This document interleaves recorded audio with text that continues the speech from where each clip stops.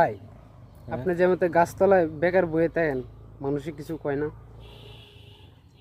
মানুষে তো অনেক কিছুই কয়। বেকার জীবন টানি না পাই, কেউ পছন্দ করে না।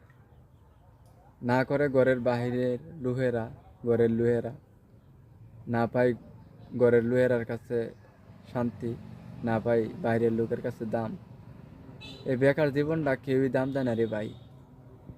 কিন্তু সব কিছুর শেষে কি জানোস, আমি তো চাই না বেকার থাকতে। আমিও তো চাই কর্ম করতে, কাজকর্ম করিয়া ঘরের ফ্যামিলির কাছে, মানুষের সমাজের কাছে আমি ভালো মানুষ হইতে, ভালো সম্মান পাইতে। আমি চেষ্টা করি, যদি আমার কপালে না তাহে রে ভাই কাজকর্ম, তাহলে আমি কি করবাম। কিন্তু এই কথাগুলো না আমি সমাজের কাছে, আমার ফ্যামিলির কাছে আমি বোঝাইতে পারিনি আজ পর্যন্ত। সবাই আমারে ভুল বুঝে যায়, কিন্তু আমার মনের কথাগুলো না কেউ বুঝে না। তাই আমি দেওয়াস না, আমি একলা একলা বইয়ে থাকি এনে এনে। কারণ যে জায়গায় আমার মনের কথাগুলো না মানুষরা বুঝে না, সেই জায়গায় আড্ডা দেওয়াটা আমার বোকামি হয়। তাই আমি একলা একলা বইয়ে থেকে মনের দুঃখে এই প্রাকৃতিক গাছপালার সাথে বসে সময় কাটাই, মনের দুঃখগুলো বলি যে এই জীবনটা কেন আল্লাহ তুমি দিলে আমারে।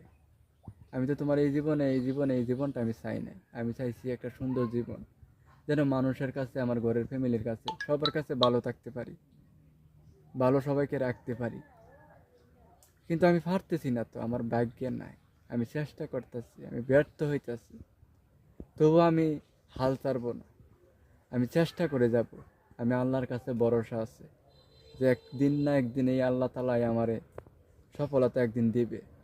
একদিন আমি সবার মনে আমি হাসি ফোটাবো, সেই আশা নিয়েই আমি বসে থাকি, ভাবি, আল্লাহর কাছে ছায়া তাই যে একদিনটি হে আল্লাহ তালা আমার দিক দিয়ে চাইব। এটাই রে ভাই, মনের দুঃখ কেউ রে বোঝাইতে পারি না।